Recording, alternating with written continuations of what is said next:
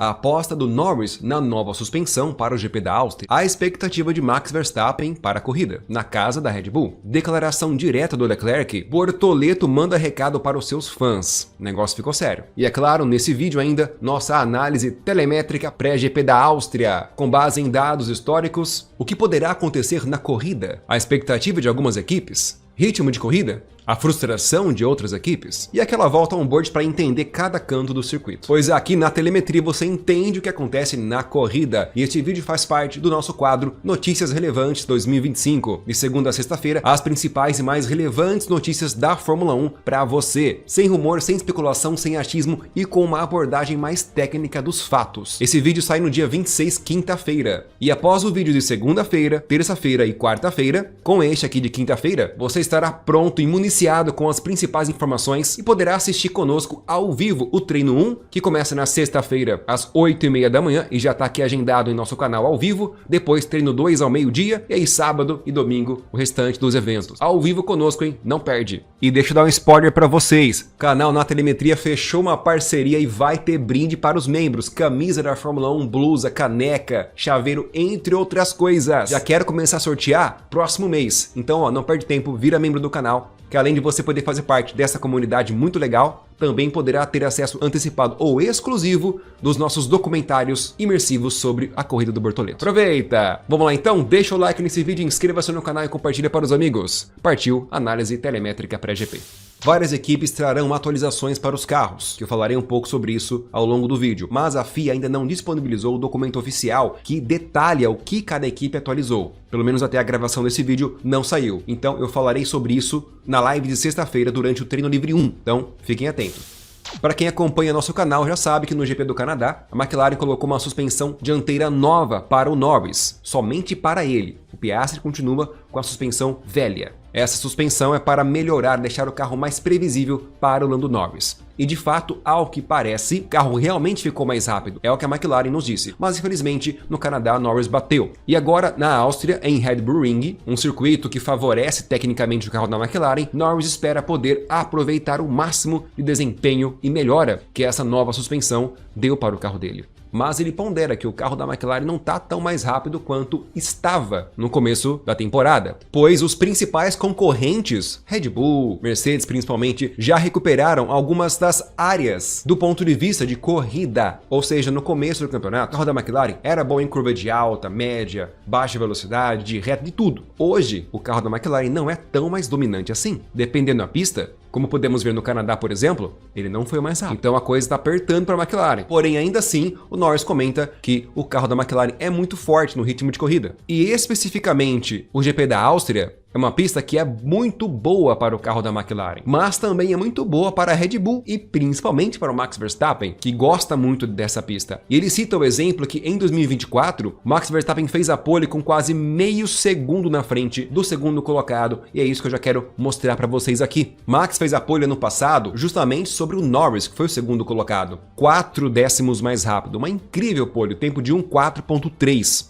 E o Norris 1:4.7 apenas. George Russell, 1 décimo atrás do Norris, 1:4.8. E o Sainz em quarto, Hamilton em quinto pela Mercedes, bem próximo também do tempo do Russell. Então, ano passado, o destaque foi exclusivamente para o Max Verstappen, um ritmo muito forte na qualificação, e o Norris ficou bem atrás. Mas na corrida vocês sabem já o que aconteceu ano passado, né? Já já eu vou retratar sobre isso. Guarda que eu chego lá. Tem muita coisa boa nesse vídeo. Depois, Norris também disse sobre a nova suspensão dianteira, que segundo ele e também segundo o diretor da McLaren, a suspensão não mudou muita coisa no carro, geometricamente. A mudança foi muito sutil, mas para agradar o Norris, para deixar o carro mais confiante para ele, mais agradável. E o Norris mesmo fala aqui nessa entrevista que se o carro for mais confiante, se ele se sentir mais confortável no carro, logo ele conseguirá forçar mais e errar menos. Onde ele fala que este fim de semana vai ser para avaliar a sensibilidade dele com o carro na pista, se vai estar mais normal comparado com o Canadá. Esta é uma área que ele quer melhorar, ele precisa melhorar. Ou seja, mais uma vez Norris relatando que realmente o que falta para ele é confiança para levar o carro ao limite. porque é isso que um piloto de Fórmula 1 faz. Ele pega o equipamento dele e eleva ao limite, para conseguir sempre o melhor desempenho da pista. E ainda em uma outra entrevista do Norris sobre a disputa com o Piastri. Olha que interessante, no campeonato de pilotos, o Piastri está a 22 pontos na frente do Norris. Mas é a mesma equipe e o mesmo carro praticamente, os dois têm as mesmas condições. E nessa entrevista, o Norris foi muito claro, que é os erros que vai definir quem vai ser campeão este ano entre os dois pilotos, Piastri e Norris. Ele confessou que ele tem cometido muito mais erros que o Piastri e por isso ele tem ficado para trás. Isso está muito claro para ele. E ele coloca a culpa nisso tudo, nessa diferença de 22 pontos, que ele considera que é uma grande diferença. Olha só, o Norris considera que ele já está muito longe do Oscar Piastri, mesmo faltando mais da metade da temporada. E essa grande diferença, onde o Norris comete mais erros, é porque o Oscar está se sentindo mais confortável no carro do que ele, Norris. Conclusão, meus amigos, como que a McLaren e o Norris vêm para a Áustria? Entre a McLaren, o favorito é o Piastri, com melhor consistência, e o Norris irá com uma missão: concluir o teste da sua nova suspensão dianteira e também a sua confiança no carro. Vamos ficar de olho. Max Verstappen fala sobre sua expectativa no GP da casa da equipe. Max é um dos maiores vencedores da atualidade em Red Bull Ring. De todos os pilotos que venceram na história dessa pista, Max foi o que mais venceu. 4 vezes. E liderou um total de 1.152 km, o que equivale a 267 voltas lideradas, quase o dobro do segundo colocado. Soma ao todo 178 pontos feitos em suas corridas em Red Bull Ring, mais até mesmo que o Hamilton. E olha que isso é difícil de acontecer, porque o Hamilton correu muito mais vezes que o Max Verstappen em Red Bull Ring.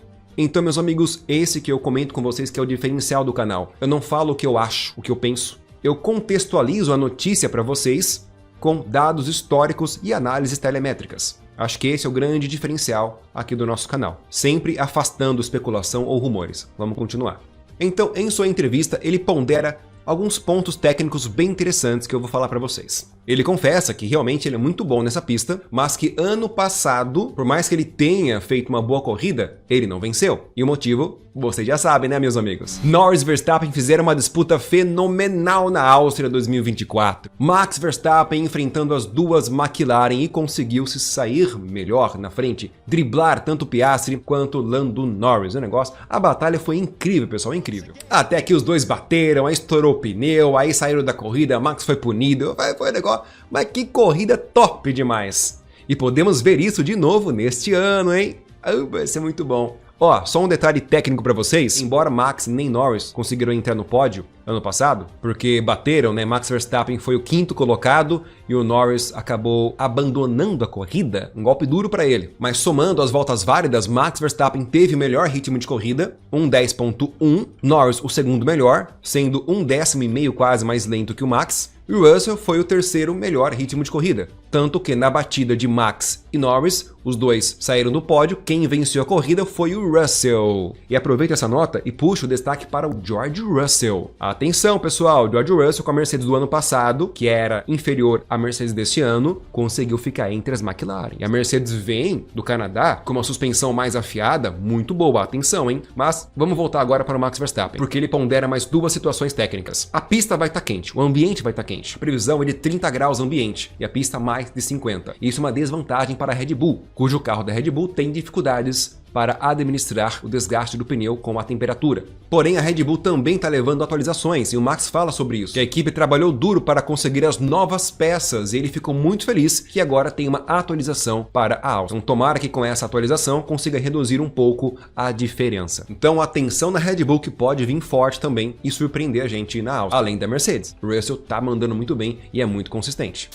Leclerc, meus amigos, ele fez uma declaração que vai um pouco na contramão do que o Hamilton, seu companheiro, pensa. Leclerc e Hamilton testaram no simulador o carro de 2026, que é totalmente diferente dos carros deste ano. E ele disse que não gostou nem um pouco. Que em termos de regulamento técnico, o carro do ano que vem vai ser bem menos agradável para pilotar do que os carros deste ano. E a esperança dele é que a equipe talvez consiga melhorar um pouco, evoluir o projeto nos próximos meses, ou até de fato começar a próxima temporada. Mas é aí que ele pondera. 2026 2026 vai ser muito importante, tudo vai ser novo, mas este ano a Ferrari ainda tem algumas coisas planejadas até o final da temporada, então é necessário pensar sobre isso. O que a equipe está fazendo? Focar neste ano, onde a equipe está numa disputa direta pela segunda colocação nos construtores, o que equivale a mais ou menos 15 ou 20 milhões de dólares no bolso, a mais ou a menos, e até mesmo conquistar algumas posições para os pilotos da equipe, na classificação dos pilotos, o que é um pouco mais difícil, mas também dá para fazer. Então o Leclerc pondera, é importante o carro do ano que vem, mas este ano a equipe já prometeu que vai trabalhar até o final do ano, e é isso que ele quer, que vai na contramão do que o Hamilton disse. Aliás, está falando desde o início dessa semana, que eu já trouxe para vocês em outros editoriais aqui do canal.